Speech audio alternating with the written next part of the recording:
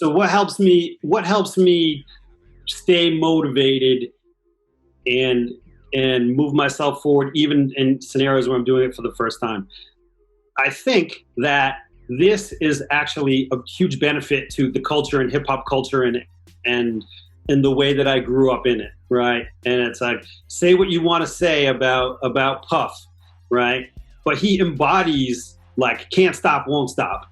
And I think the reason why he became so popular and why all of the things he's done have been so successful is because he literally is like the what's the word I'm looking for? He's literally like the recipe for hip hop culture, right? Like started from the bottom, started with nothing, made a decision that he was going to do something, and hustled and was relentless and made it happen. And I think from just growing up in the culture and growing up listening to rap and growing up with hip hop, like that has always been the mantra of the culture, which is like, no one is going to give you anything. So you got to figure out how to do it yourself. And not only is no one going to give you anything, 9 times out of 10, when you come to people with your ideas of whether it's, people didn't think that rap music was real or interesting or musically ingenious, and yet people were able to take that and turn it into a multi-billion-dollar worldwide industry. People didn't think that breakdancing was on the same level as ballet, and yet here we are now. It's a massive part of our entire American culture. And so I think I really I also embody that, and I embody that feeling of no one is going to necessarily understand what it is you want to do. You got to make them understand, and you got to put that on your own back, right? You got to put that on your own back to make sure that you bring it as far as you can possibly bring it. Nobody's going to carry that weight for you. And it's just the culture to me has always been the mantra of the culture, by hook or by crook. And I really believe that. I really take that on my own when I start a project, even when I have partners that I'm like, look, I'm always going to be, if I may have to do this whole thing on my own. I hope I don't have to do it on my own. I want to be a part of a team because I think in order to accomplish anything great, it takes a team, it takes more than one individual, but I'm always willing to be the backstop. I'm always willing to be the guy who's like, the buck stops with me, right? Like, it's the opposite of like when Donald Trump said, I take no responsibility for what's going on with this whole COVID stuff. Like, wait a minute, man, like the buck has to stop with someone.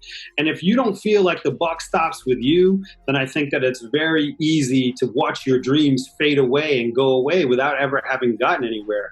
You really have to be willing to think about it. Like, if I'm on a mission by myself, and if I got to drop 100 points in this game to win this game, then so be it. Now, hopefully that's not the case, and hopefully you have surrounded yourself with people who can give you advice, who maybe can give you funding, who can give you different types of help.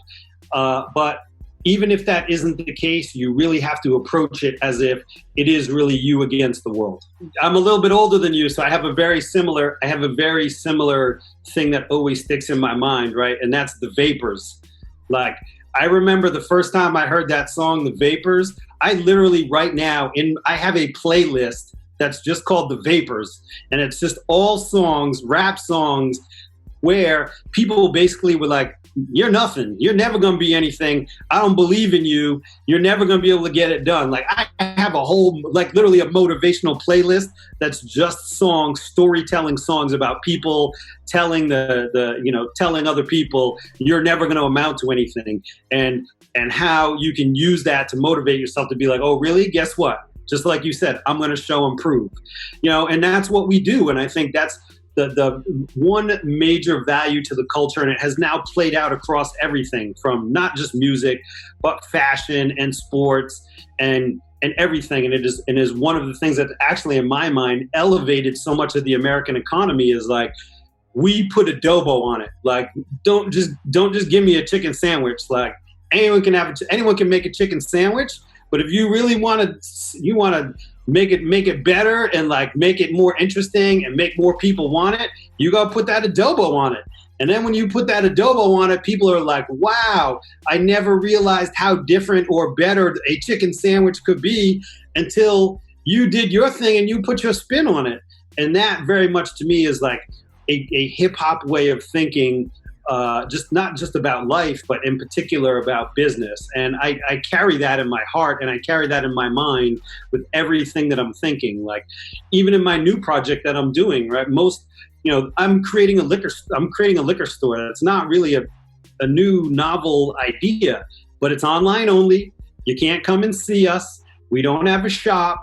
We want to ship it right to you. We want to take the guesswork out of it. But also the way that we have our store organized is completely different. It's purpose driven. So instead of it just being like, oh, here's a bunch of products that we picked and we think are great and, we've done selects.